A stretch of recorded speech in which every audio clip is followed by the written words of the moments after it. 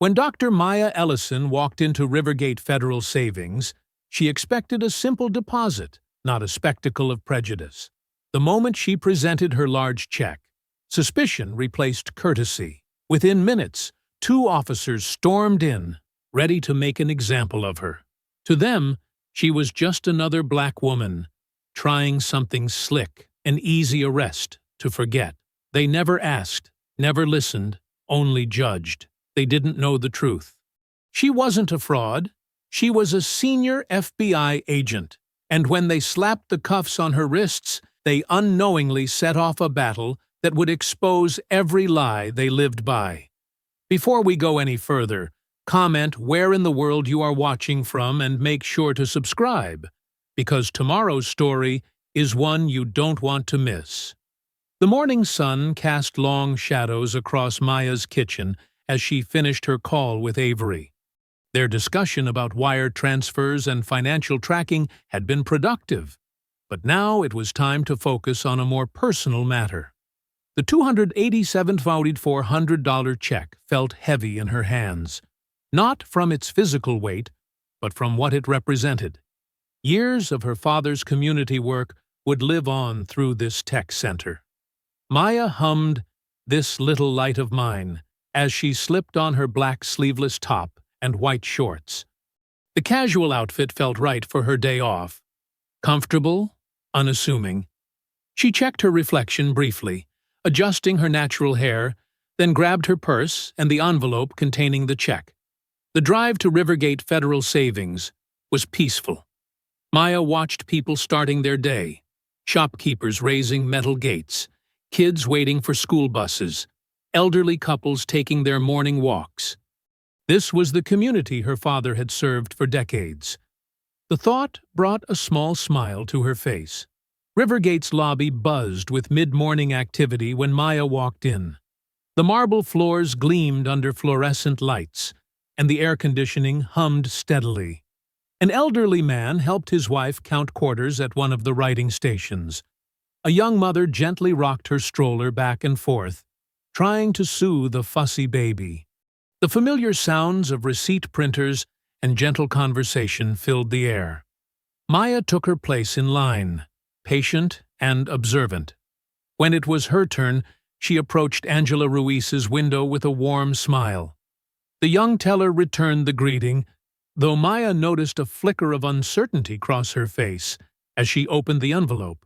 "Good morning," Maya said, her voice carrying its usual calm authority.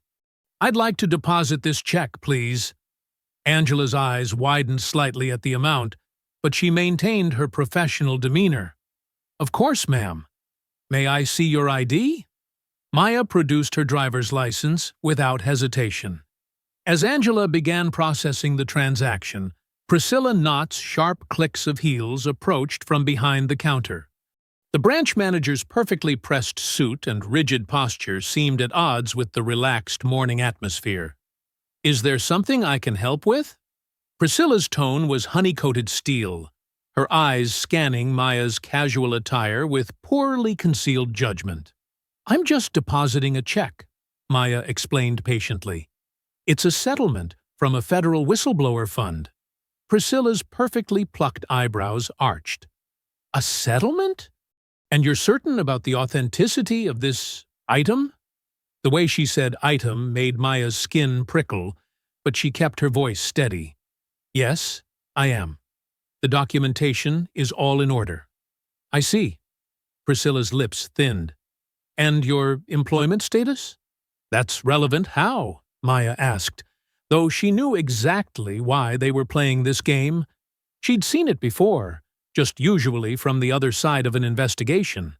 "We have certain protocols for unusual transactions," Priscilla replied, her tone growing increasingly patronizing. "For your protection, of course."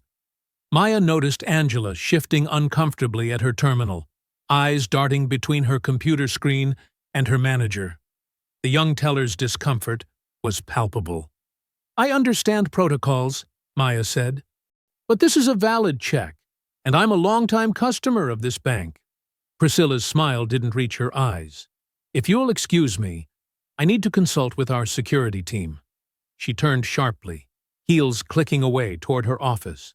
The minutes ticked by.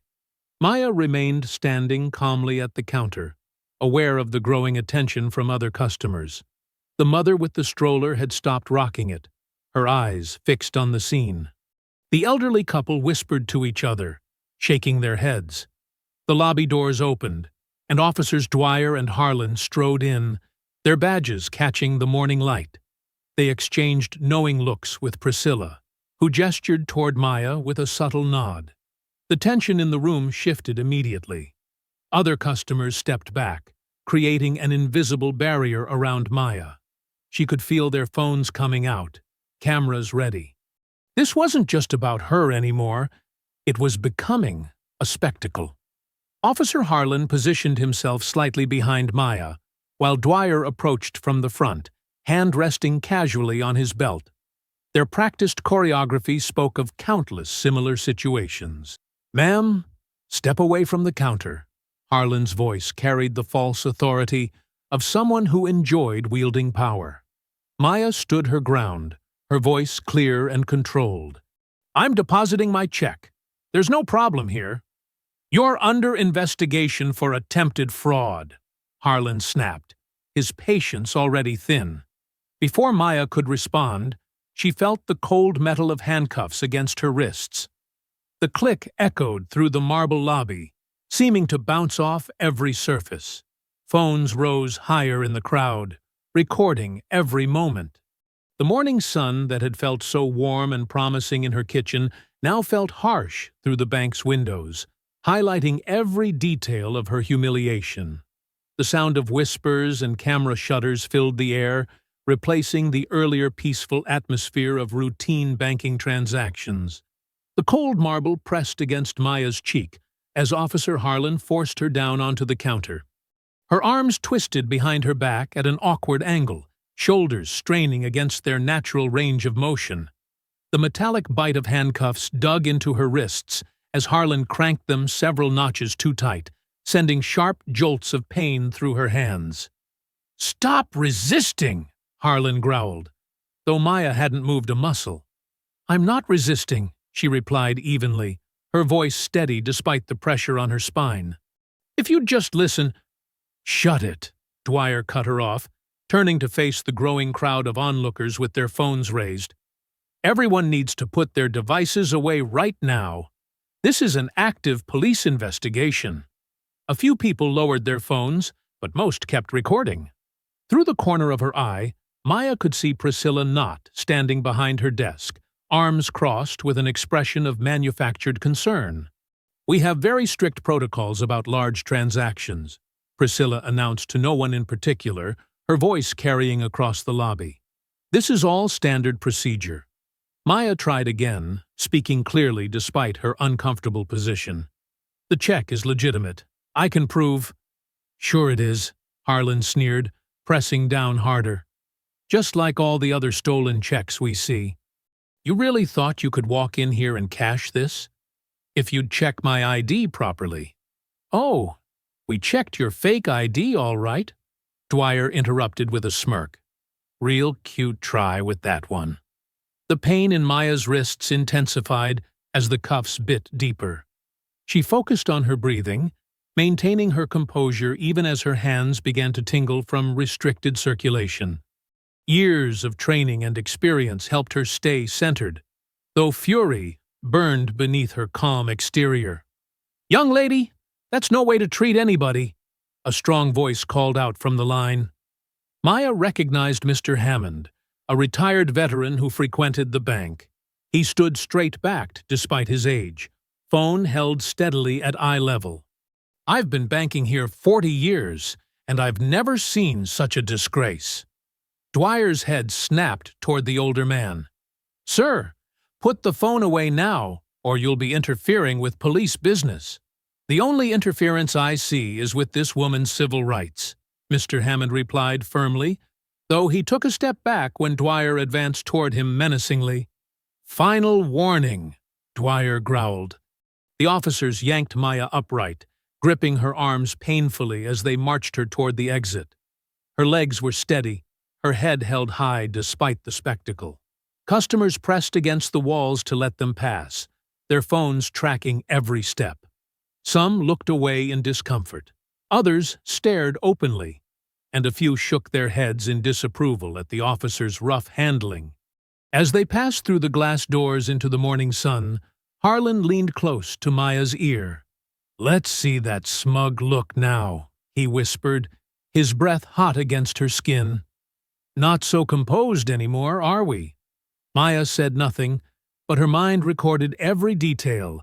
Badge number 6722, time approximately 10:17 a.m. 2 witnesses with phones in the parking lot. Security camera above exit door. They reached the patrol car, its black and white paint gleaming in the sunlight. Dwyer opened the back door while Harlan shoved Maya's head down, forcing her into the confined space. The vinyl seats were hot from sitting in the sun, and the cage between the front and back seats cast prison bar shadows across her face. "Another scammer caught," Dwyer announced cheerfully as he slid into the driver's seat. "That makes what? 3 this month." Harlan laughed as he dropped into the passenger side. "Yeah, but this one's special. Did you see how she came in? All dressed up fancy in her little workout outfit, thinking that makes her legitimate." Maya remained silent in the back, watching through the window as people continued filming from the bank's entrance. She could see Priscilla speaking to another customer, gesturing dismissively. Mr. Hammond stood his ground near the door, phone still raised, his expression grim. The car door slammed with a heavy thunk that seemed to emphasize the finality of her situation. Maya studied her reflection in the window glass, superimposed over the bank's facade. Behind her distorted image, she could see the growing crowd, their phones still capturing every moment of this humiliation.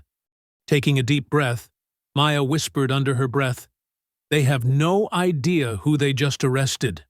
Her eyes hardened as she watched the scene outside, mentally cataloging every detail, every face, every violation of procedure. The patrol car's engine rumbled to life, drowning out the murmur of the crowd. Maya sat straight despite her discomfort, dignity intact, even as the cuffs continued to bite into her wrists. Harlan adjusted his rearview mirror to watch her, his smirk visible in the reflection, but Maya's gaze remained fixed forward, her expression a mask of calm determination. Through the windshield, she could see the bank's sign catching the morning light. The words, "Rivergate Federal Savings," standing out in bold letters against the blue sky. The engine's idle seemed to punctuate the moment as they prepared to pull away from the curb. The fluorescent lights hummed incessantly overhead, casting harsh shadows across the booking room's gray walls. Maya winced as the fingerprint ink stained her fingers black, each press against the paper sending fresh waves of pain through her still throbbing wrists. The cuffs had left angry red marks that would surely bruise. Officer Reynolds, a tired-looking desk sergeant, mechanically guided her hand through the printing process. Right thumb. Roll left to right. Again. His voice carried the bored cadence of someone who'd done this thousands of times. Through the glass partition, Maya could see Harlan and Dwyer hunched over a computer terminal, taking turns typing their incident report. Their casual postures and occasional chuckles made her stomach turn. Subject displayed aggressive body language. Dwyer read aloud as he typed, "Refused to comply with verbal commands." "Add furtive movements," Harlan suggested, grinning. "That's always good." "Nice." Dwyer's fingers clicked across the keyboard. "What about combative attitude?" "Perfect." "Oh, and don't forget, non-compliant tone." "That's my favorite." Maya watched them fabricate their narrative, each false detail adding another layer to their lies. She'd seen countless reports like this before, from the other side of investigations. The familiar phrases they used were like a checklist of police report clichés designed to justify excessive force and rights violations. "I need to make my phone call," Maya announced firmly, loud enough to carry through the glass. Harlan barely glanced up. "When we're done processing you, it's my right. I should have been allowed to call—" "Rights?" Harlan laughed, finally turning to face her. "You got a lot of nerve talking about rights after trying to pass bad checks." A younger officer, his nameplate read Martinez, shifted uncomfortably at his desk nearby. He looked up from his paperwork, uncertainty flickering across his face. "Hey, Harlan," Martinez ventured cautiously. "Shouldn't we at least—" "Easy one today." Harlan cut him off, leaning back in his chair. "Get this. She even claimed she works for the feds." He shook his head, chuckling. "These scammers get more creative every time." Martinez frowned slightly, but dropped his eyes back to his desk, unwilling to challenge his senior officer. Maya noted his reaction, another detail for later. "My cuffs were too tight," Maya stated clearly, making sure multiple officers could hear. "I requested medical attention. That was denied. I've asked for my phone call 3 times now. Also denied." "Keep a record of your complaints," Harlan mocked. "I'm sure someone cares." The property clerk, a thin woman named Diane, began cataloging Maya's belongings. One envelope containing check— She paused, squinting at the amount. $287,400. Her eyebrows shot up. As Diane opened the envelope, something slipped out. A small paper strip that fluttered to the floor. Maya's breath caught. She recognized the format instantly. A teller's ledger slip, the kind used to track large transactions. But these numbers? They matched a sequence she'd been investigating for months. Same font, same prefix pattern used by the veterans' charity fraud ring she was building a case against. Her mind raced. The laundering operation she'd been tracking? Could Rivergate Federal be the hub? The missing piece that explained how dirty money moved through legitimate channels? She forced her expression to remain neutral, even as the implications crashed over her. The booking room door swung open. Assistant District Attorney Trent Marbury strode in, his perfectly pressed suit at odds with the institutional surroundings. Maya's jaw tightened. She knew him by reputation. The man who'd buried evidence in the Thompson police brutality case last year, claiming insufficient cause for prosecution, despite clear video footage. "Where's our high-profile check fraud suspect?" Marbury announced, scanning the room with theatrical interest. His eyes landed on Maya, and his practiced smile widened. "Ah, there you are." He approached the booking desk, making a show of examining the property forms. "Quite an ambitious amount you tried to pass today. But don't worry, we take financial crimes very seriously in this jurisdiction." Maya met his gaze steadily, noting how his confidence seemed to falter slightly when she didn't look away. "We'll make sure this doesn't just disappear," Marbury continued, his voice carrying for the benefit of the officers watching. "Can't have people thinking they can walk into our banks and—" "You're making the worst mistake of your career," Maya interrupted quietly, her chin raised. Every eye in the room locked onto her face. Marbury's laugh echoed off the concrete walls, but there was a flicker of something. Uncertainty? Concern? Behind his eyes. He turned away quickly, gesturing for an officer to open the holding cell. The metal door scraped across the floor with a grinding shriek. Maya watched Marbury's retreating back as the cell door slammed shut, the sound reverberating through the booking room like a judge's gavel. She sat on the hard bench, her mind already mapping connections between the ledger slip, the bank, and the man who'd just revealed his own place in the puzzle. The fluorescent lights continued their endless drone overhead. In the cell next to her, someone hummed an old blues song. Maya closed her eyes, focusing on her breathing, knowing that patience was now her strongest weapon. The truth would come out. It always did. Late afternoon sun slanted through the narrow holding cell windows, casting long shadows across the concrete floor. Maya had spent hours cataloging every detail of her surroundings: the crack in the far wall, the rusty drain in the corner, the endless parade of officers who just happened to walk past her cell. The precinct's usual afternoon lull shattered as voices echoed down the corridor. Maya recognized Marbury's practiced cadence before she saw him, the same tone he used in press conferences when declaring justice served after letting corrupt cops walk free. "We have procedures that must be followed," Marbury announced loudly, his voice carrying deliberately. "The integrity of our financial institutions." He rounded the corner with Chief Elena Robles close behind. The chief's normally composed face showed strain around the eyes. Behind them, Maya glimpsed the telltale red recording lights of news cameras in the hallway.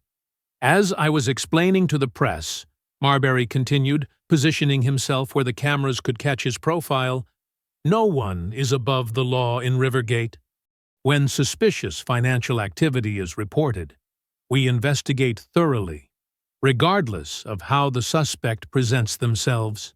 Maya noticed how Robles winced slightly at the word suspect. The chief's dark eyes darted between Maya and the media presence, clearly weighing political consequences. "I'd like a private word with the chief," Maya stated clearly, her voice carrying just enough to make the reporters lean forward.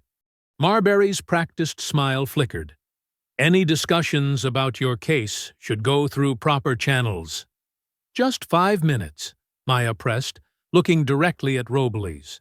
"You can spare that much, can't you, Chief?" The cameras swung toward Robles. She straightened her shoulders, aware of the optics. "Of course, my office. I really must advise against—" Marbury started. "It's my department, Mr. Marbury," Robles cut in, her tone clipped. She gestured to an officer to unlock the cell. Maya rose slowly, her muscles stiff from hours on the metal bench. She kept her face neutral as she followed Robles down the hallway, past the cluster of reporters shouting questions. Marbury trailed behind them, his expensive shoes clicking against the linoleum. The chief's office was small but orderly. Citations and community awards lined one wall, while stacked case files dominated her desk. Robles closed the door, muffling the chaos outside.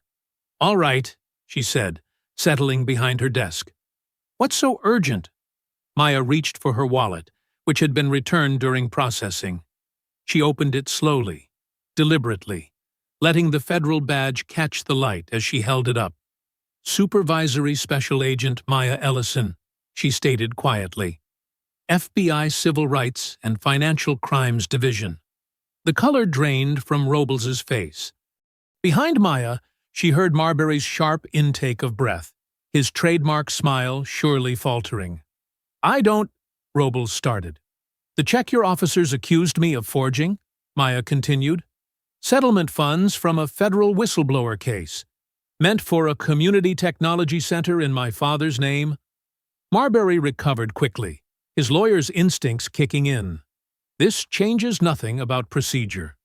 In fact, given the federal connection, we'll need to place the entire file under review. Under review? Maya turned to face him. "You mean buried, classified, hidden behind bureaucracy until the media loses interest?" "These are serious allegations," Marbury pressed. "We can't simply dismiss." "Your officers profiled me," Maya stated flatly. "Denied my rights, used excessive force, all while your bank manager helped cover up suspicious transactions I've been investigating for months. Would you like me to continue?" Robles rubbed her temples. "Agent Ellison, I assure you we'll sort this out. But we need to handle this carefully. The union—" "The union?" Maya's voice was quiet but sharp. "Is that what you're worried about, Chief? Not the civil rights violations? Not the fact that your officers laid hands on a federal agent without cause?" Maya watched understanding dawn in Robles's eyes, the realization that this wouldn't simply go away. But she also saw the fear of the police union's backlash. fear of racial tensions exploding, fear of her own career imploding if she didn't handle this carefully. "I'll expedite your release paperwork," Robles said finally. "Pending review of the situation." "Pending review?" Maya echoed. "How convenient." Hours later, Maya walked through the precinct's front doors into the cold night air. Camera flashes erupted around her, reporters shouting questions she wouldn't answer. Not yet. She kept her face impassive as she descended the steps. Dwyer and Harlan stood near their patrol car, watching. Their smirks said everything about how untouchable they felt, how sure they were that the system would protect them as it always had. The night wind cut through Maya's thin clothes. She'd been wearing workout gear when they arrested her, hours and lifetimes ago. She paused at the bottom of the steps, letting the cold air fill her lungs. "You're all in my jurisdiction now," she whispered, too soft for anyone else to hear. Morning sunlight filtered through the worn lace curtains of Geneva Ellison's kitchen, casting delicate patterns across the well-loved wooden table. Maya sat with her hands wrapped around a steaming coffee mug, trying not to wince as the ceramic pressed against her bruised wrists. The familiar scent of her mother's coffee, strong and rich with just a hint of chicory, filled the air, a comfort she desperately needed after yesterday's humiliation. The screen door creaked open as Avery Cho arrived, her arms laden with laptops and manila folders. Dark circles under her eyes suggested she'd been up all night digging through databases. Behind her came Pastor Lila Monroe, her usual vibrant energy contained into something more dangerous. Quiet, focused fury. "I pulled everything I could find," Avery announced, spreading files across the table. Transaction records, routing numbers, the whole digital trail of that settlement check. Geneva moved around the kitchen with practiced ease, pouring coffee for the newcomers. "You girls need to eat something, too. Can't fight injustice on an empty stomach." "The check's completely legitimate," Avery continued, pulling up documents on her laptop. "I traced it through 3 federal systems. Those officers couldn't have flagged any real irregularities because there weren't any to find." Pastor Lila leaned forward, her reading glasses perched on her nose as she examined the paperwork. "I've already called every civil rights reporter I know. The community needs to hear about this, not just what happened to you, Maya, but the pattern it represents."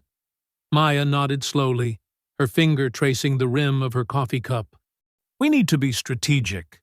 They're already trying to bury this under bureaucracy and procedural delays. They've been using the same playbook since I was your age," Geneva said, setting a plate of biscuits on the table. Her voice carried the weight of decades watching the same injustices play out.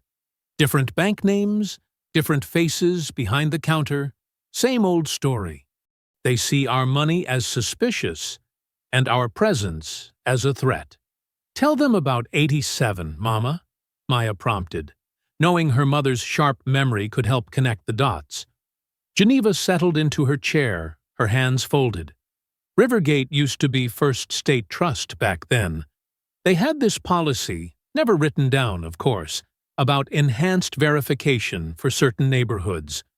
Your father spent months gathering evidence, collecting stories from folks who'd been turned away, denied loans, treated like criminals for trying to cash their own paychecks. Avery's fingers flew across her keyboard. "The bank's current board chairman. His family owned First State Trust before the merger. I bet if we dig deep enough, we'll find the same discriminatory patterns carried over." "We need to fight this on multiple fronts," Pastor Lila declared, pulling out her own notebook. "Legal pressure, yes, but also moral pressure. My congregation isn't going to sit quiet while they try to criminalize one of our own." Maya stood and walked to the window, stretching her sore muscles. "FOIA requests first. We need every piece of paper related to yesterday's arrest. Body cam footage, dispatch records, internal communications. Avery, can you start the formal requests?" Already drafted, Avery nodded. I'll submit them today. And I've got programs running to track unusual financial patterns through that branch.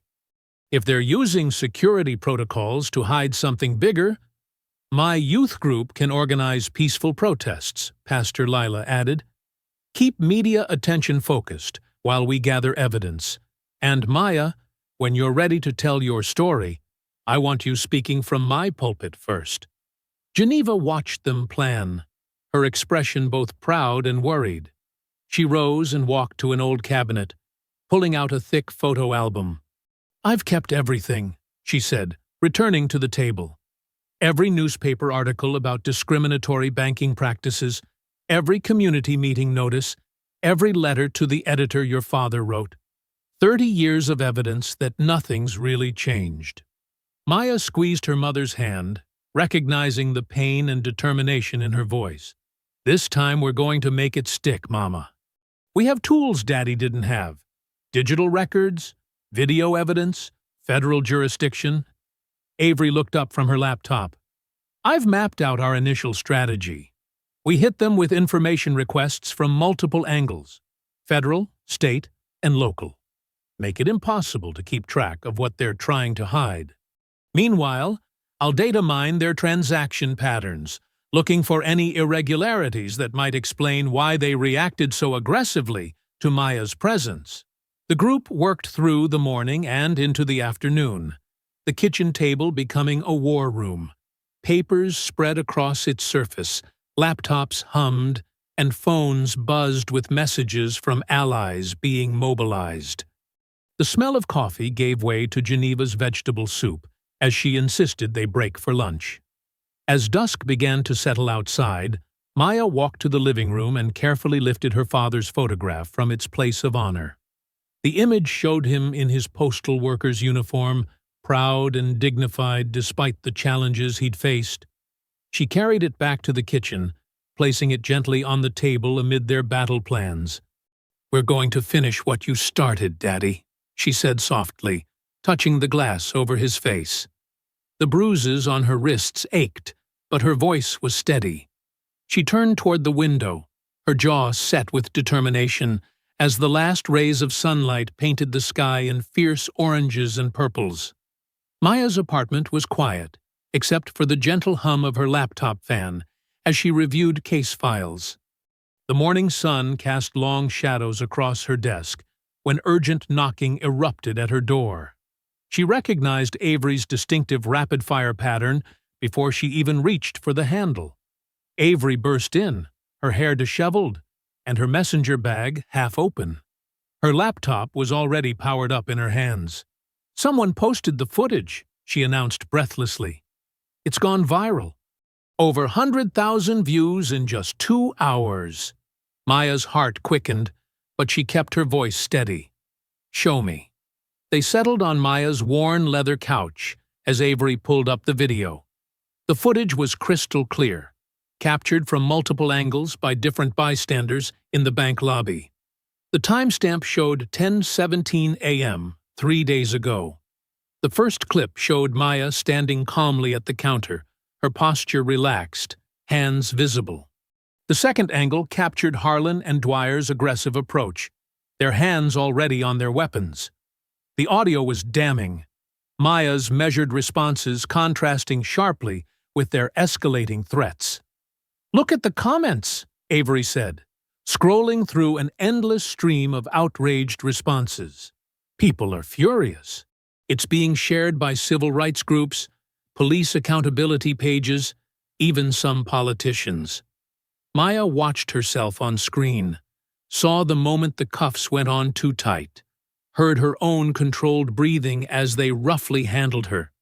The familiar anger rose in her chest, but she pushed it down. How many news outlets have picked it up?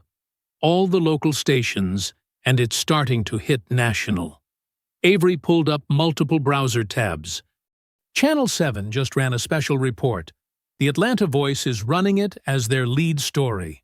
Social media's exploding. Maya's phone buzzed. Chief Robles' office number. She let it go to voicemail. "They can't ignore this now," Avery said. her voice tight with vindication. "The whole city can see exactly what happened." The phone buzzed again. This time, Maya answered and put it on speaker.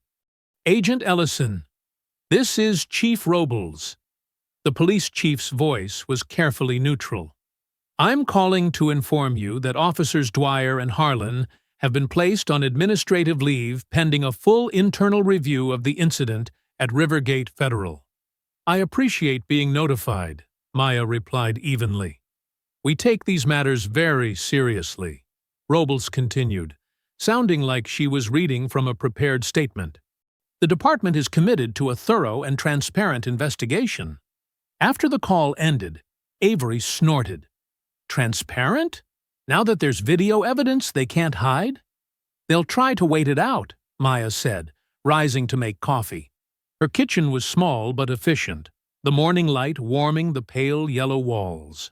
Public outrage has a short shelf life. Throughout the day, messages poured in. Pastor Lila called to say her phone was ringing non-stop with media requests. Community leaders wanted statements. Civil rights organizations offered support. By evening, Maya needed space to think. She met Pastor Lila at their usual spot, a small soul food restaurant tucked away on Auburn Avenue. The dinner crowd was thin, allowing them a quiet corner booth. "The video's exactly what we needed," Lila said, stirring her sweet tea. "But you're right to be cautious. I've seen too many cases where clear evidence gets buried under procedure and protocol." Maya nodded, pushing her collard greens around her plate. "Public outrage fades fast. We need concrete results while people are still paying attention." "The police union's already pushing back," Lila warned, saying the video doesn't show the full context. "Claiming you were confrontational before filming started." "Let them try that line," Maya said. "There's security footage from the bank's cameras that shows the entire interaction. Avery's already submitted a formal request for it." "How are you holding up?" Lila asked softly, noting the way Maya was still favoring her wrists. "I'm angry," Maya admitted. "But it's a focused anger. Every time I start to let it consume me, I remember what we're really fighting for. This isn't just about one incident. It's about changing the whole system that made it possible." They finished their meal discussing strategy, timing, and the delicate balance between public pressure and legal process. The restaurant had nearly emptied when they finally stood to leave. "Keep your guard up," Lila advised as they walked to their cars. "They're going to try to discredit you, wear you down, make you doubt yourself." "I know their playbook," Maya assured her. "I've spent my career studying it." The drive home started normally enough. Maya took her usual route, music playing softly on the radio. It was 3 blocks from her apartment when she noticed the dark SUV in her rearview mirror. Police issue, unmarked, but she recognized the subtle details: the reinforced bumper, the spotlight mount.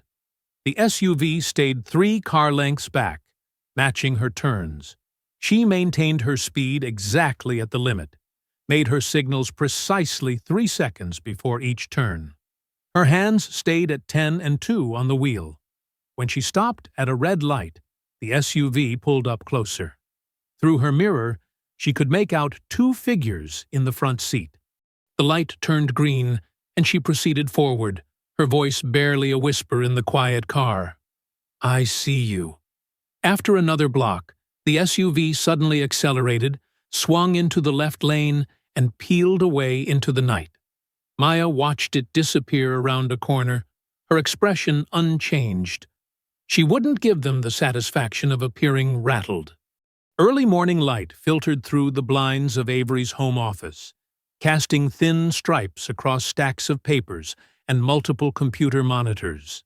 The desk was barely visible under spreadsheets, bank statements, and sticky notes covered in Avery's precise handwriting.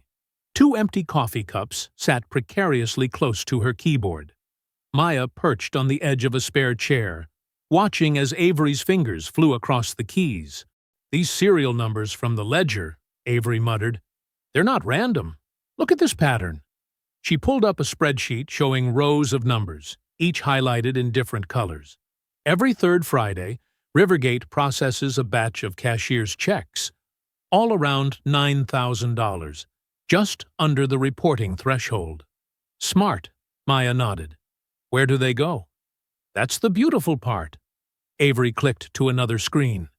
I've tracked them to 6 different nonprofits, all registered in the last 3 years, all claiming to support veterans programs. She scrolled through the list. Veterans United Progress, Heroes Home Foundation, Service Members First.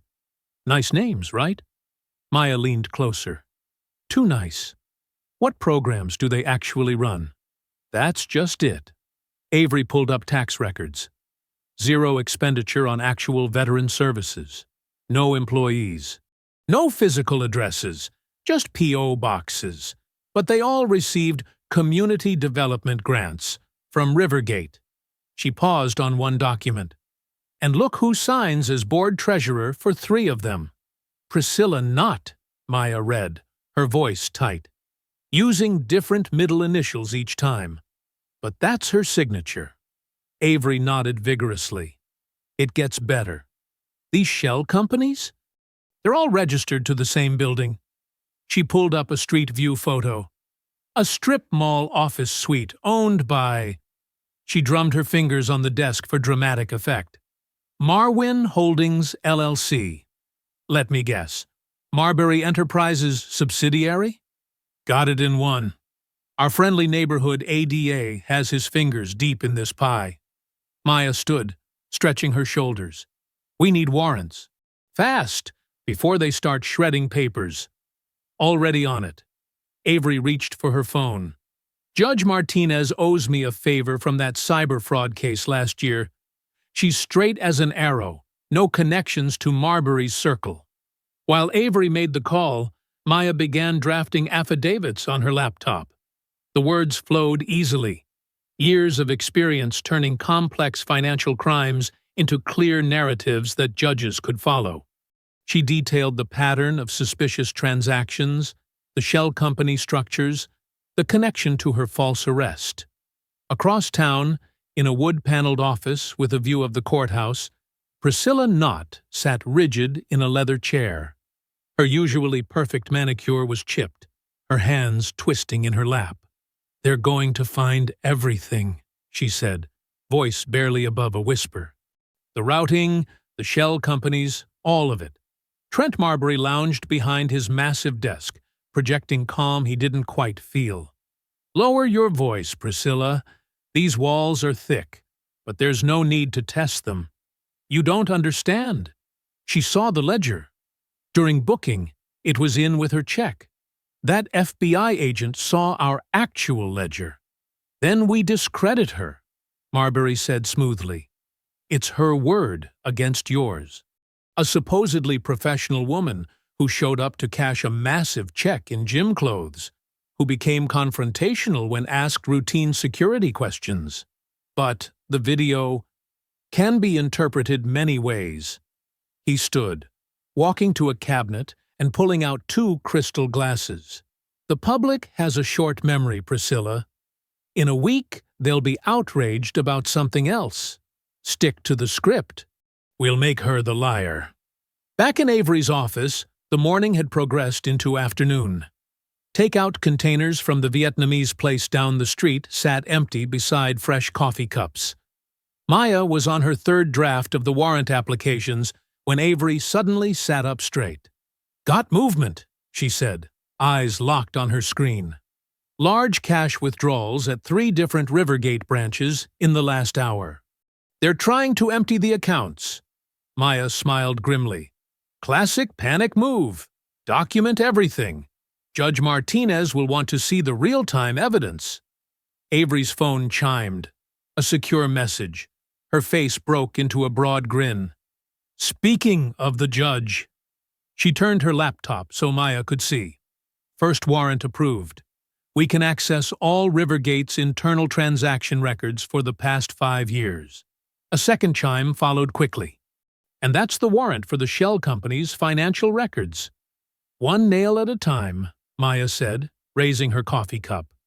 Avery grabbed hers, and they clinked the ceramic mugs together in a quiet toast.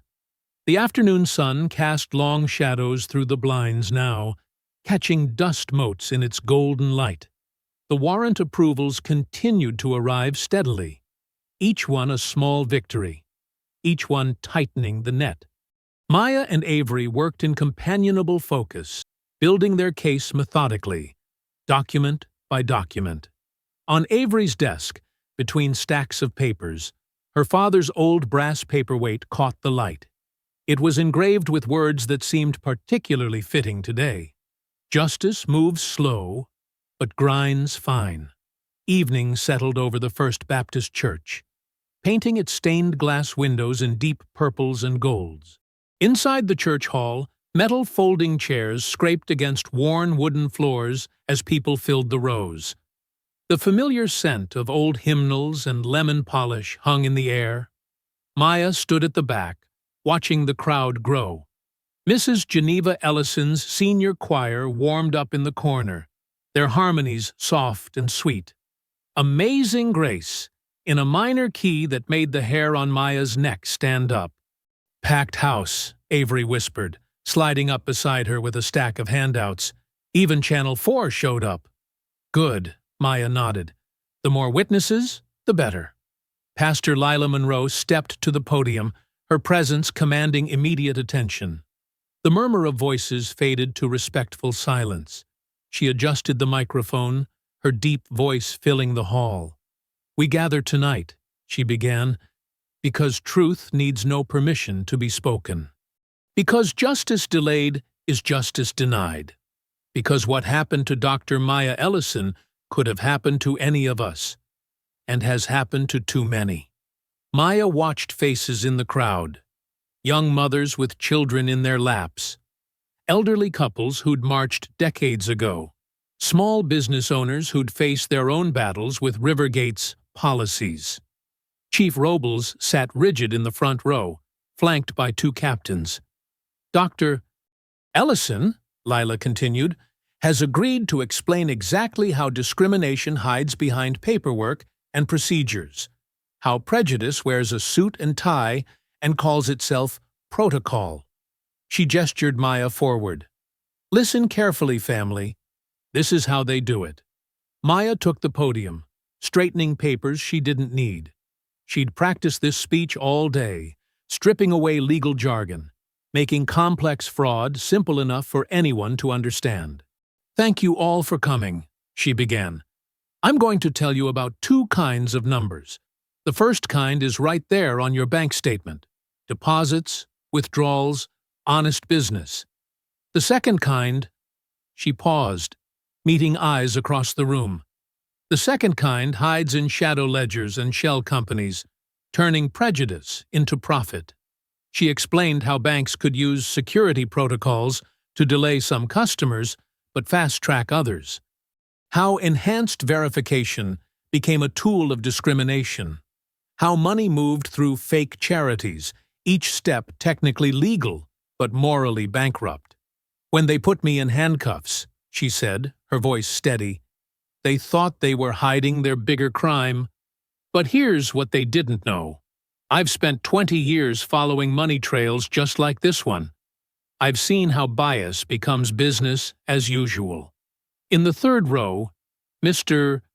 Hammond, the veteran who'd spoken up during her arrest, nodded vigorously. Next to him, his wife dabbed her eyes with a tissue. "This isn't about one bad day at one bank branch," Maya continued. "This is about systems designed to look clean while staying dirty. About policies that protect prejudice instead of people." She walked the audience through simple examples. How Rivergate's community development money vanished into empty offices. How fake veterans' charities shuffled funds between accounts. How kickbacks got labeled as consulting fees. "But here's the good news," she said, and even the reporters leaned forward. "Sunlight is the best disinfectant. Once you know how the game works, you can't unknow it. Once you see the pattern, you can't unsee it." Chief Elena Robles stood then, making her way to the podium. Her uniform was crisp, her expression carefully neutral. Maya stepped aside, watching. "The Rivergate Police Department," Robles began, then paused to clear her throat. "We have failed our community's trust. Not just in Dr. Ellison's case, but in ways that run deep and long." She gripped the podium edges. "Therefore, I am announcing tonight that we have invited the Department of Justice Civil Rights Division to conduct a full pattern or practice investigation of our policies and procedures." The crowd erupted. Some cheered, others wept. Pastor Lila raised her hands for quiet. "Furthermore," Robles continued, "we are implementing immediate reforms in our response protocols and arrest procedures. No more unauthorized handcuffing, no more denied phone calls, no more selective enforcement of banking regulations." Maya watched the chief's face carefully. There was fear there, fear of the police union's reaction, fear of political backlash, but something else, too. Maybe relief, maybe hope. The senior choir moved to the front then, arranging themselves in neat rows. Their voices rose in "Ain't Gonna Let Nobody Turn Me Around," the old civil rights anthem filling every corner of the hall.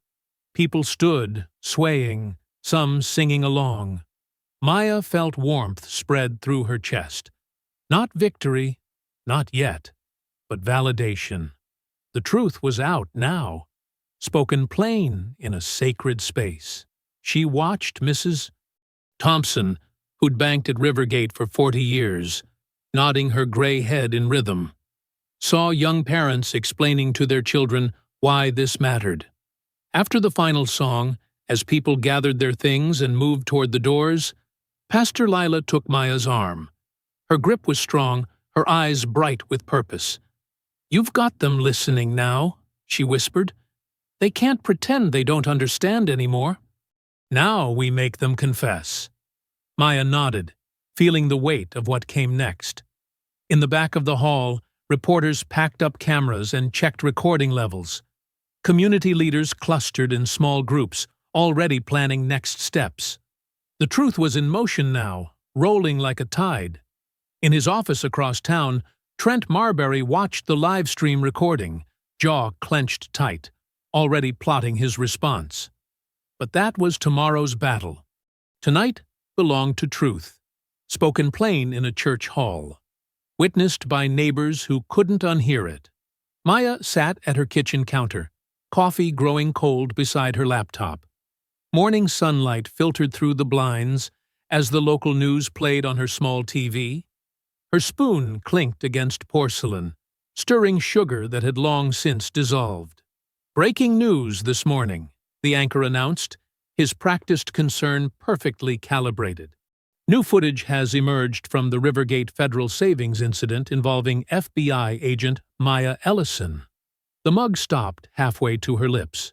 On screen, a grainy security video played, but something was wrong. The angles were spliced, the timing distorted. It showed her reaching for her badge aggressively, her body language hostile. The actual moment, her calm explanation, had been cut entirely. "Sources close to the investigation suggest Agent Ellison may have attempted to intimidate bank staff," the anchor continued. "Assistant District Attorney Trent Marbury has announced he's reopening the fraud complaint with additional charges." Maya's phone buzzed. A text from Pastor Lila. "Turning on the news now. Lord have mercy." The footage replayed, worse each time. They'd edited out Priscilla's sneering remarks, Dwyer's aggressive stance. Instead, Maya appeared belligerent, uncooperative. The timestamps jumped subtly, unless you knew what to look for. "This is a serious development," a police union spokesman declared on screen. "No one, not even federal agents, should use their authority to circumvent banking security protocols." Maya dialed Avery, who answered on the first ring. "I'm already running video analysis," her partner said without preamble. "The edits are good, but they got sloppy with the metadata. Give me time." Time's the one thing they won't give us, Maya replied, watching Marbury step up to a podium outside the courthouse. After reviewing new evidence, he announced, straightening his red tie, "My office is amending the complaint to include attempted theft by deception and misuse of federal credentials." His practiced smile didn't reach his eyes. The public deserves to know that no one is above the law, especially those entrusted to enforce it. Maya's mother called next. "Baby, are you watching this foolishness?" "I'm watching, Mama. Pastor Lila says we're meeting tonight. The community won't stand for this." But Maya heard the worry beneath her mother's anger. This wasn't just about one incident anymore. They were trying to destroy her credibility, poison any investigation before it could begin. The day crawled by. Maya worked from home, reviewing case files, while text messages poured in from supporters. Around 6, Avery texted, "Heading home, made progress on tracking edit source." At 7:45, Maya's phone rang again. Avery's voice was breathless, shaken. "Someone followed me from the office," she said. "I noticed him 3 blocks back, tried to lose him on the metro. When I got off at my stop, he was there." Maya sat up straight. "Are you hurt?" "He grabbed my bag outside my building. I fought back, got some skin under my nails when I scratched him." "But Maya," Avery's voice cracked. "I checked my laptop. There are traces of remote access from 2 days ago. They cloned my hard drive before trying to steal it. Where are you now?" "Inside my apartment. Doors locked, security system on." "Stay there," Maya ordered. "I'm calling in a protective detail." She was already reaching for her keys when movement caught her eye through the kitchen window. A dark sedan idled across the street, its engine humming in the evening quiet. As she watched, its headlights winked out one by one. "Maya," Avery's voice was small. "I'm scared." "I know, honey." Maya moved away from the window, keeping her voice steady. "But remember, they're scared too. That's why they're pushing so hard. The laptop had everything. All our financial tracking, the shell company data, which means we were getting close." Maya checked her service weapon, then her backup piece. "We knew they'd fight back. Now we know how much they're hiding." They talked for a few more minutes, Maya walking Avery through security protocols they both knew by heart. It helped to have procedure to hold on to when everything else felt uncertain. After they hung up, Maya stood in her darkened kitchen. The sedan remained outside, a shadow among shadows. Her phone lit up with another text from Pastor Layla. "Just saw the news. They think they can rewrite history. But God sees, and so do we." Maya touched her father's old badge, hanging framed on the wall. He'd faced nights like this, when truth seemed outgunned, when lies wore badges and business suits. She remembered him saying, "Baby girl, the thing about darkness is it can't stand inspection. Light finds every crack." The sedan's presence was a message. Back down. Look away. Let the system protect itself. But they'd forgotten who they were dealing with. Maya Ellison had spent her career following money through darkness, illuminating the hidden machinery of power and prejudice. Now they'd given her a new trail to follow, from edited footage to cloned laptops, from false charges to lurking sedans. Every move they made drew a clearer map of corruption. The war had escalated, yes, but that just meant they were afraid of what she'd find when she turned the lights on. Morning light glinted off the J. Edgar Hoover building's glass facade as Maya approached the employee entrance. She'd chosen her outfit carefully: charcoal pantsuit, crisp white blouse, polished shoes. Professional. Unimpeachable. Her heels clicked against marble as she strode to the security checkpoint. The guard, Tom, who'd greeted her with a smile for 15 years, wouldn't meet her eyes. "ID and badge, please, ma'am." Maya handed them over, noting how his hands trembled slightly. He swiped her credentials once, twice. The reader flashed red. "There seems to be an issue," he mumbled, radioing for backup. "Please step aside." Other agents flowed past, some stealing glances, others deliberately looking away. Maya stood perfectly still, chin high, as two security officers approached. "Agent Ellison, we need to escort you to the 7th floor." The elevator ride was silent. Maya catalogued details. The officers' names, timestamps, witness faces. Evidence. Always evidence. They emerged into the executive corridor where Deputy Director Phillips waited, his expression carefully neutral. "Agent Ellison." He gestured to his office. "Please." Inside, morning sun cast long shadows across his mahogany desk. Maya sat, back straight, hands folded. "This is temporary," Phillips began, shuffling papers he wasn't actually reading. "Given the current situation and ongoing investigation, we're reassigning you to administrative duties for optics." "Optics," Maya repeated, the word bitter as ash. "Your field credentials and building access are suspended pending review. You'll work from home until further notice." He finally met her gaze. "This isn't personal." "It's entirely personal, sir. They're trying to bury evidence of financial crimes by discrediting me." Phillips sighed. "Maya, you're one of our best. But this has become politically sensitive." On her way out, Maya passed the bullpen where she'd worked for 20 years. Agents ducked behind monitors. Phones suddenly needed answering. Only Avery, eyes red-rimmed from a lack of sleep, stood to embrace her. "They can't stop us," Avery whispered. "No," Maya agreed. "They can't." The security escort walked her out. As she reached her car, her phone buzzed.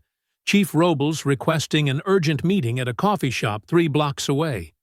The chief sat in a corner booth, civilian clothes making her look smaller somehow. She pushed a cup toward Maya. "I had to warn you," Robles said quietly. "Marbury's reach is bigger than I realized. He's got half the city council in his pocket through that police union PSC. The bank board chairman golfs with the mayor. Are you here to tell me to back down?" "I'm here to tell you to be careful." Robles leaned forward. "They're scared of you, Maya. Not just because you're FBI, because you can't be bought, and you don't get intimidated. That terrifies them." Maya sipped her coffee. "Fear makes people dangerous." "Yes, it does." Robles stood to leave, then paused. "For what it's worth, I'm sorry. About that day at the bank. I should have done more." "You still can." The chief's sad smile spoke volumes as she walked away. Maya spent the afternoon reviewing files at home, building her case despite the restrictions. Around 6, her mother arrived with grocery bags and determination. "You need to eat," Geneva Ellison declared, shooing Maya from the kitchen. Soon, the house filled with familiar smells: cornbread, collard greens, her father's favorite chicken recipe. "Remember when Daddy faced that corruption investigation?" Geneva asked, stirring a pot. "They tried to take his badge, too." "I remember. He didn't back down, either." "No, baby. Fighting for right runs in your blood." They ate together, talking about safer things, church gossip, neighborhood news, memories of better days. Maya helped with dishes afterward, finding comfort in the routine. Through the window, darkness had settled over the street. A car engine purred to life outside. Headlights swept across the kitchen wall, then went dark. The doorbell rang. "Stay here, Mama," Maya said quietly, moving to the front door. Her service weapon waited in the entryway drawer, but she left it there. Let them make the first move. Through the peephole, Rick Harlan stood on her porch, police uniform crisp, hat in hands. His smile was razor-sharp as she opened the door. "Evening, Agent Ellison." He spoke softly, almost pleasantly. "Beautiful night for a visit." "What do you want, Officer Harlan?" "Just passing by. Thought I'd share some friendly advice." He turned his hat in his hands. See, people who stir up mud tend to get dirty themselves. Shame if anything happened to this nice house. Or that sweet mama of yours. Maya's hand tightened on the door frame, but her voice remained steady. Are you threatening me, officer? Threatening? His laugh was hollow. I'm protecting. That's my job. He settled his hat back on his head. You have a good night now. Give your mama my regards. He walked away, whistling tunelessly. Maya watched until he reached his car, noting make, model, plate number. Evidence. Always evidence. She closed the door, and only then did she notice her hand trembling on the knob. But when she caught her reflection in the entryway mirror, her eyes were hard as steel. Let them come, she whispered, straightening her shoulders. I've got the truth.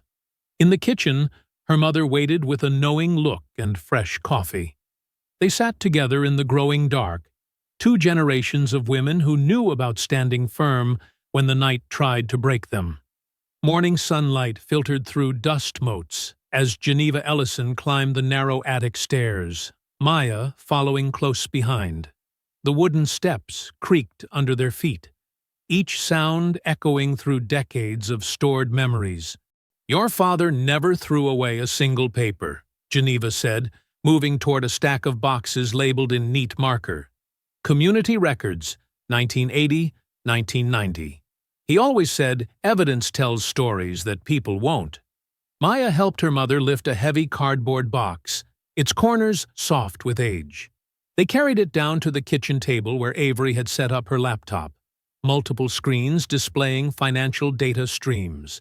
Look at this, Geneva said, pulling out a yellowed newsletter. The Neighborhood Watch Bulletin, 1987. She handled the brittle paper carefully, pointing to a headline, Rivergate Bank Denies Local Business Loans. Maya leaned in, reading aloud. Fourth rejection this month for qualified black business owners. Bank cites zoning concerns, despite city approval. That was just the beginning, Geneva continued, extracting more papers. Your father, he kept everything. Meeting minutes, protest flyers, loan rejection letters. Avery looked up from her screens. Mrs. Ellison, did they use standardized forms back then? Oh, yes. Carbon paper copies, all identical. Geneva rifled through the stack, producing a thin blue sheet. Like this one. See the letterhead? Same family owned the bank, the Knotts. Priscilla's grandfather was chairman. Maya's eyes narrowed. Priscilla Knott, the same manager who called the cops on me. Legacy of hate, Geneva muttered, spreading more documents across the table. Here, look at these maps. They were color-coded neighborhood layouts, red lines drawn thick around certain areas. Dates stamped in corners, loan amounts noted in margins, all marked denied in stark red ink. But this is the real treasure, Geneva said, pulling out a leather-bound community meeting book. Every Sunday after church, the neighborhood association met to document what was happening. Names, dates, patterns. Maya scanned the careful handwriting, pausing at a familiar name. Marbury. Senior? Trent's father, Geneva confirmed. He was the bank's primary attorney back then. Handled all their special paperwork. Avery whistled low, fingers flying over her keyboard. The same law firm still represents Rivergate. And look, campaign contribution records show donations to both Marbury's father and son going back 30 years. Maya touched the old papers gently. They built an empire on exclusion, passed it down like inheritance. And they're still at it, Avery added, turning one of her screens. I've been analyzing that surveillance video they leaked. The metadata tells an interesting story. She pulled up 2 timestamps, one from the doctored footage, one from the bank's transaction logs. See this? The video claims you were there at 9:47 a.m., but the teller system shows your check being processed at 10:23 a.m. They edited the timeline to make it look suspicious. Can you prove who altered it? Maya asked. Better. Avery grinned. I can prove where it was uploaded from. The IP address traces back to a computer in the DA's office, specifically Marbury's department. Geneva shook her head, gathering more papers. Some things never change, just the methods. She extracted a faded photograph showing a younger version of herself standing with other protesters outside Rivergate's original location. But we didn't give up then, and we won't give up now. Maya studied the faces in the old photo. Proud, defiant, determined. We have something they don't expect, don't we, Mama? The long memory of our community. That's right. Geneva patted her hand. They think if they don't write it down in their official records, it didn't happen. But we wrote everything down. We kept every receipt, every letter, every name. Avery's phone buzzed. Pastor Lila confirming tomorrow's rally location. Speaking of names, she said, I've cross-referenced these old loan rejection records with current bank board members. 5 families have maintained continuous control since the 80s, all connected through country club memberships, private school boards, and my false arrest, Maya finished. Same patterns, same players, same prejudice. They worked through the afternoon, building a timeline that spanned generations. Geneva's careful archives revealed a web of relationships, bankers, lawyers, politicians, all working to maintain their power through exclusion and intimidation. As evening approached, Maya spread the collected evidence across the table. Old documents beside new printouts, past and present aligned in damning parallel. The kitchen light cast long shadows over 30 years of systematic discrimination, now exposed to scrutiny. We end this where it started, at that bank, Maya said quietly, her finger tracing the route on an old street map. Her team nodded, understanding the weight of history behind tomorrow's confrontation. Geneva touched the protest photo again, then looked at her daughter with fierce pride. Your father would say it's time to balance the books.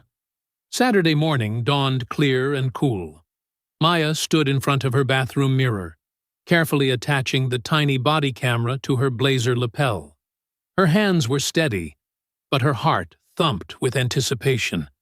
Today would change everything.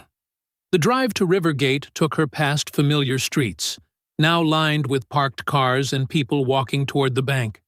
By 8:30, the parking lot had transformed into a sea of faces, gray-haired church ladies in their Sunday best, teenagers with hand-painted signs, community leaders in pressed suits. Mrs. Geneva Ellison sat in a folding chair near the makeshift stage, surrounded by other seniors from her generation. They'd brought their own documentation, folders of denied loan applications, old protest photos, faded but powerful proof of decades of discrimination. Looking sharp, boss, Avery called through Maya's earpiece. She'd set up her command center in the church's fellowship hall across the street, surrounded by monitors showing different angles of the crowd. I've got eyes on everything. DOJ team just arrived. 3 observers in plain clothes, scattered through the crowd. Maya scanned the growing assembly. Signs bobbed above heads. Dignity is not a crime. Bank justice now. Stop the corruption. Local news vans lined the street, cameras already rolling. The energy felt electric, controlled but ready to spark. Pastor Lila strode through the crowd in her trademark purple suit, greeting people by name, radiating calm authority. She paused beside Maya, checking her own microphone. Everything in place? Avery's got the camera grid running. Chief Robles confirmed. She's got 2 internal affairs sergeants in that black SUV by the pharmacy. Maya nodded toward the vehicle. DOJ's here. Now we wait. For them to show their hand, Pastor Lila agreed. She squeezed Maya's arm. Your daddy would be proud of this moment. The clock struck 9. Pastor Lila took the stage, Really just a flatbed trailer draped with banners, and the crowd hushed. Her voice rang clear through the morning air. "We gather today not in anger, but in righteous determination," she began. "We come seeking restitution, not just for Agent Ellison's dignity, but for 30 years of systematic exclusion. We have the receipts, as our young folks say. We have the proof." Maya watched the bank's tinted windows. No movement inside. They'd closed for maintenance today, but she knew they were watching. Waiting. Through her earpiece, Avery reported, "Movement at the police staging area 3 blocks south. 2 units just pulled out." Pastor Lila continued, her words measured and strong. "When they put handcuffs on Maya Ellison, they thought they were restraining one woman. Instead, they shackled themselves to their own corruption. Today, we demand more than apologies. We demand change." The crowd responded with steady applause.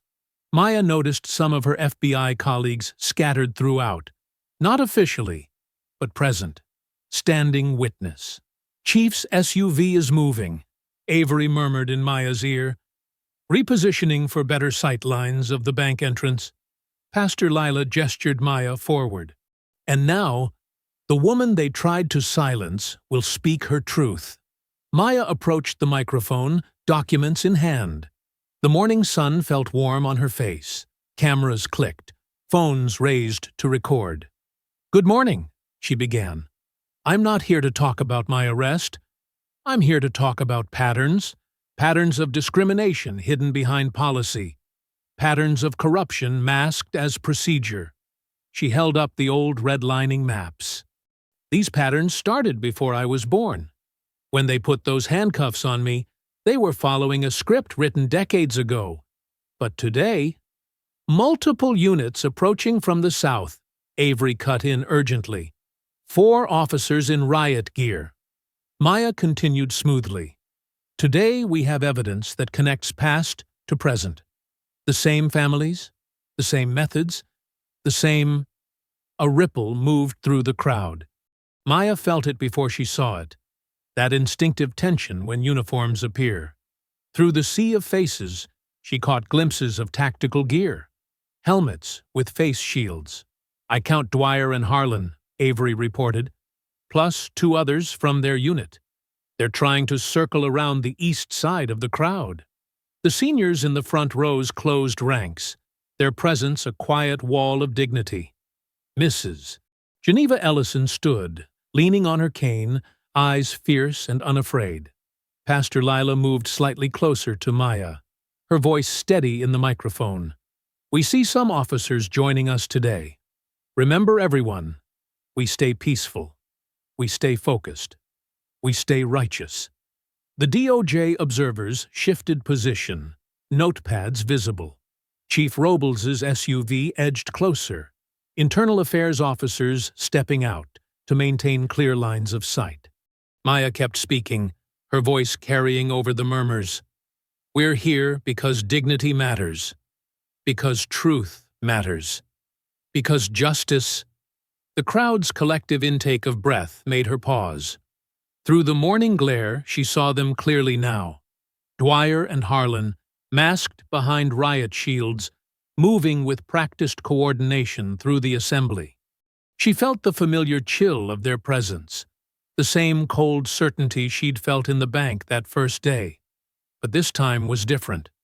This time, she was ready. The crowd continued to cheer, their voices rising in support. But Maya's focus narrowed to the approaching officers, their badges catching sunlight through the shields. The trap was closing, exactly as planned. Through the amplified speakers, the crowd's chant grew stronger. "No justice, no peace, no justice, no peace." The rhythm pulsed through the morning air, unified and determined. Dwyer's voice cut through the chants, sharp and aggressive. "Security threat! Clear the area!" He shoved past a row of elderly women, nearly knocking Mrs. Jenkins off her walker. The crowd gasped but held firm. Maya watched Harlan's approach, noting the suspicious envelope clutched in his left hand. His right stayed near his belt, a classic intimidation stance. Their choreographed movements betrayed their intent. She'd seen this tactic before in corrupt arrests. "Stay back!" Pastor Lila's voice boomed through the speakers. "The whole world is watching." Phones raised higher, capturing every angle. Through her earpiece, Avery provided rapid updates. "All cameras operational. DOJ observers are moving to flank positions.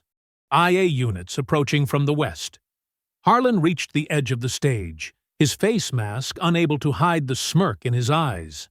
"Agent Ellison," he called out, voice dripping with mock courtesy. "We need to check a security concern." Maya stood her ground, microphone steady. "Officer Harlan, this is a peaceful assembly.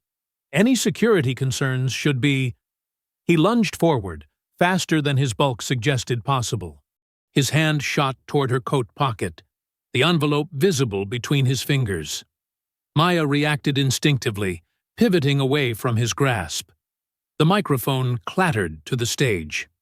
"Don't you dare touch her!" Pastor Lila's voice thundered without amplification. The crowd surged forward protectively, but Maya had already shifted her weight. Using Harlan's momentum against him, she stepped aside while maintaining her balance. His grab met empty air, and his forward motion carried him straight into a folding table laden with water bottles. The crash echoed through the parking lot. Dwyer charged forward, shoving aside Mr. Washington, an 80-year-old deacon. "Resist arrest! She's resisting!" But before he could reach Maya, Pastor Leila grabbed the heavy wooden offering box from the donation table. With surprising speed for her age, she swung it in a perfect arc, connecting solidly with Dwyer's shoulder. He stumbled, cursing. The envelope tumbled from Harlan's grip as he struggled to right himself. It skidded across the stage, landing face up. The official label was clearly visible. District Attorney's Office, Evidence Control Division. "Camera 3 has clear shot of the label," Avery reported excitedly. "Getting multiple angles of everything!" More chaos erupted as the two internal affairs officers finally pushed through the crowd. One grabbed Dwyer's arm as he reached for his belt, while the other positioned himself between Harlan and Maya. The seniors formed an impromptu barrier, their bodies a wall of dignity and defiance. Mrs. Ellison's voice rang out, "Not today! Not to my daughter!" Avery's voice crackled through Maya's earpiece. "Footage is streaming live to 3 news stations. Got crystal-clear shots of the envelope plant attempt. The assault on Mr. Washington. Everything." Harlan struggled to his feet. Water bottles scattered around him. His mask had slipped, revealing a face contorted with fury. He reached for his radio, but before he could key it, a new voice cut through the chaos. "Federal jurisdiction!" The words sliced through the commotion like a blade. A tall figure in a charcoal suit stepped forward from the crowd, federal badge held high. The DOJ observer's voice carried authority without needing to shout. "This scene is now under Department of Justice control." The effect was immediate. Harlan's hand dropped from his radio. Dwyer stopped struggling against the IA officer's grip. The crowd's angry murmurs transformed into gasps of surprise, then scattered applause that quickly grew into a thunderous ovation. Maya stood perfectly still, watching the DOJ observer approach. 2 more federal agents emerged from different positions in the crowd, their badges catching the morning sun. "Agent Ellison," the lead observer nodded respectfully. "We've been monitoring since the initial incident. Today's events will be included in our broader investigation." Through her earpiece, Avery whispered triumphantly, "Got everything. Every single second." The observer turned to address Harlan and Dwyer, his voice carrying clearly across the now hushed crowd.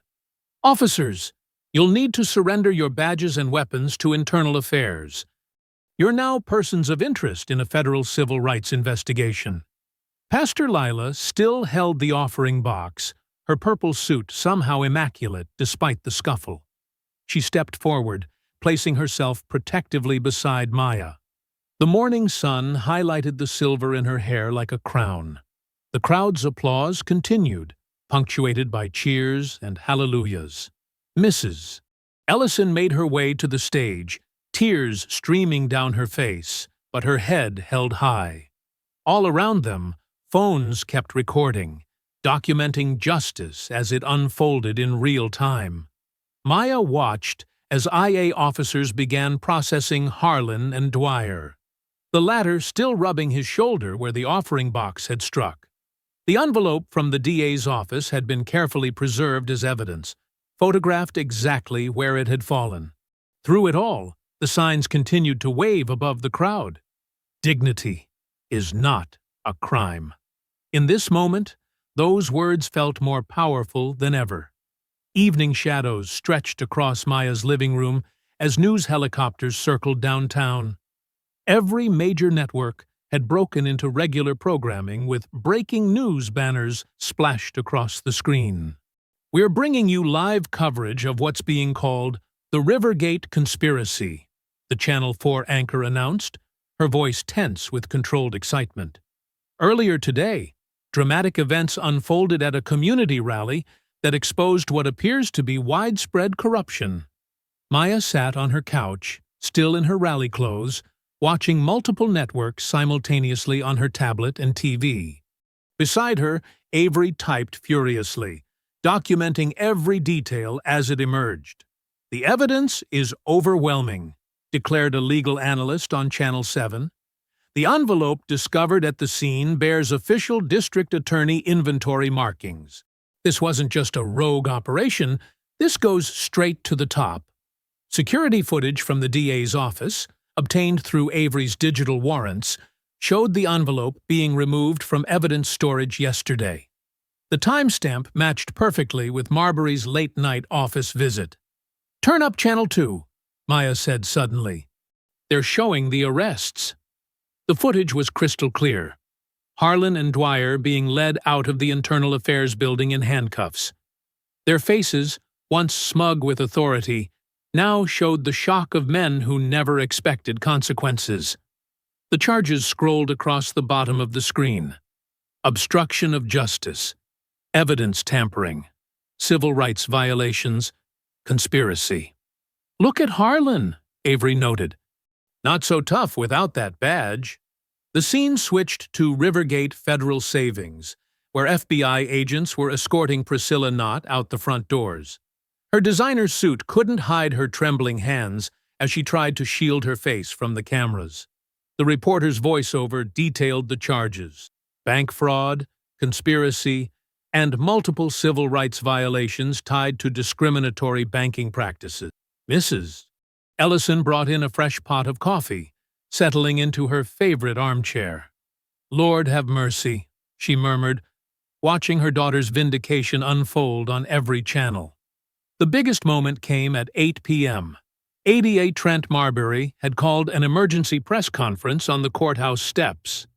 The cameras showed him approaching the podium, his normally immaculate appearance betrayed by sweat stains and a crooked tie.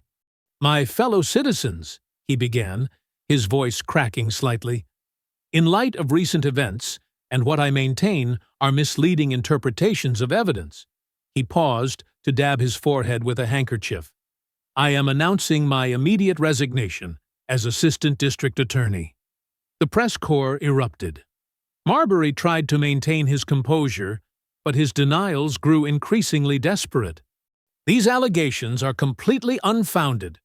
A reporter cut him off. "What about the envelope from your office, Mr. Marbury? How do you explain the evidence tag?" He fled the podium as questions rained down, his security detail forming a barrier against the surging media crowd. The image of his retreat would play on loop throughout the night. "Poetry," Avery said softly. "Pure poetry." At 9 p.m., Chief Elena Robles took the same podium, but her approach was dramatically different. Her uniform was crisp, her stance straight, her words clear and unwavering. The events of recent weeks have exposed systemic failures within our department, she began. Today, I am announcing comprehensive reforms under Department of Justice oversight. We will implement mandatory bias training, revise use of force protocols, and establish an independent civilian review board. She turned to face the camera directly.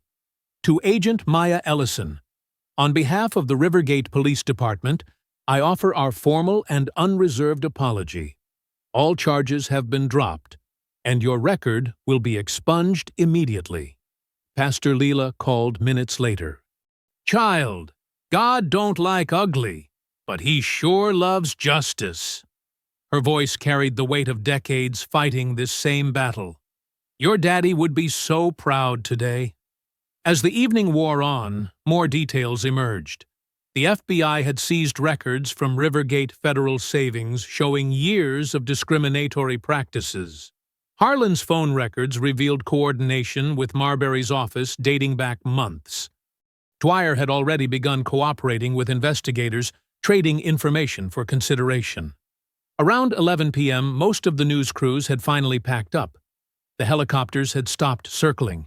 A gentle quiet settled over Maya's kitchen, broken only by the soft clink of coffee mugs as she and Avery sat at the familiar table where they'd planned their response weeks ago. They really thought humiliation would break you, Avery said, shaking her head in wonder. She remembered Maya's quiet dignity in those first difficult days, the way she'd channeled her anger into methodical action. Maya wrapped her hands around her warm mug, considering. The bruises from the handcuffs had long since faded, but the memory of that morning in the bank remained sharp. It just clarified my mission, she replied, her voice soft but firm. The kitchen clock ticked steadily in the background. Through the window, stars were visible in the clear night sky. On the counter, Maya's phone continued to light up with messages of support and congratulations, but for now, she let them wait. This quiet moment of reflection with her closest ally felt more important than any public validation. The system that had tried to break her had cracked instead, exposing its own rot. But Maya knew that true change required more than just one victory, no matter how sweet. Tonight was for savoring justice served, but tomorrow would bring new challenges, new battles for dignity and fairness. A week had passed since justice crashed down on Rivergate Federal Savings. The morning sun streamed through the newly cleaned windows, casting warm rectangles across the marble floor. Maya Ellison stood before the mirror in her apartment, adjusting her crisp FBI suit jacket. The badge on her hip caught the light. No longer a secret to be held back, but a symbol of authority restored. Her mother, Geneva, smoothed an invisible wrinkle from Maya's shoulder. Your father would be so proud today, she said softly. Not just of the victory, but of how you carried yourself through it all. Pastor Leela arrived to drive them, her Sunday best brightening the morning. Ready to make another deposit? She asked with a knowing smile. This time without the dramatics? The drive to Rivergate was different now. Gone were the news vans and protest signs. Instead, community members gathered peacefully on the sidewalk, many holding small American flags. Several of Maya's elderly neighbors had brought folding chairs, determined to witness this moment. As they pulled up, Chief Elena Robles stood waiting at the entrance, her uniform pressed and badge gleaming. The weight of accountability had straightened her spine, given new purpose to her stance. She'd spent the past week implementing sweeping departmental changes, starting with a complete overhaul of arrest protocols and bias training. Maya held the familiar envelope containing the $287,400 check, the same one that had sparked this transformation. The paper felt different now, heavy with vindication rather than hope. Inside, the bank fell silent as Maya entered. Tellers stopped mid-transaction, their eyes following her movement across the floor. The security guard, a new hire, nodded respectfully. Gone were Dwyer and Harlan's smirking faces, replaced by properly trained professionals who understood the meaning of protect and serve. Angela Ruiz, the young teller who had witnessed Maya's humiliation that first day, stepped forward to assist. Her hands trembled slightly as she reached for the check, but her smile was genuine. "Welcome back, Agent Ellison," she said clearly. "How can I help you today?" Maya placed the check on the counter with deliberate grace. "I'd like to make a deposit," she replied, her voice carrying in the hushed space, "for the Ellison Center for Tech and Justice." Chief Robles stepped forward, her presence official yet humbled. "Agent Ellison," she began, her voice steady despite the emotion behind it. "On behalf of the Rivergate Police Department, I want to formally apologize for the injustice you experienced. Your dignity should never have been questioned, and your rights never violated." The words echoed across the marble, reaching every corner where prejudice had once lurked. Maya nodded, accepting the apology with the same quiet strength she'd shown throughout the ordeal. Angela processed the deposit with careful precision, each keystroke a reminder of how procedure could serve justice rather than obstruct it. The receipt printed with a soft whir, official confirmation that the funds would support technology education and legal advocacy for underserved communities. Through the windows, Maya could see the growing crowd outside. Mr. Hammond, the veteran who had spoken up during her arrest, sat in his folding chair, proudly wearing his service cap. The church choir had assembled on the steps, their robes catching the morning light. Geneva squeezed Maya's hand as the transaction completed. Her mother's eyes glistened with tears, but her smile radiated pride. This was more than a deposit. It was a declaration that dignity demanded respect. Pastor Lila stood tall beside them, her presence a bridge between past struggles and future progress. She had witnessed too many instances of injustice in this very lobby, but today marked a new chapter. Outside, scattered applause began as Maya emerged. Across the street, workers were finishing the installation of the new sign, the Ellison Center for Tech and Justice, its letters bold against the brick building that would soon house computer labs, legal clinics, and community meeting spaces. The choir began to sing softly, their harmonies carrying across the morning air. "Ain't gonna let nobody turn me around," the familiar words wrapped around the gathering like a blessing. Maya's eyes found the new plaque installed beside the bank's entrance. The brass surface caught the sunlight as she read the words that would greet every customer. "The right to dignity is not subject to verification." The message was simple, but profound. A permanent reminder etched in metal of the change one person's stand for justice could create. The bank would never again be just a building where transactions occurred. It had become a monument to resistance, to resilience, to the power of truth against systemic oppression. Standing between her mother and Pastor Lila, Maya felt the weight of generations, those who had fought before her, and those who would benefit from this victory.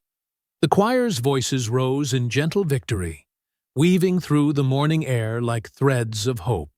She smiled, feeling the warmth of the sun and the strength of community. The check was deposited, but its impact would continue to draw interest in the form of changed lives, opened doors, and preserved dignity. Justice had not only been served, it had been permanently invested in the future of her community. I hope you enjoyed that story.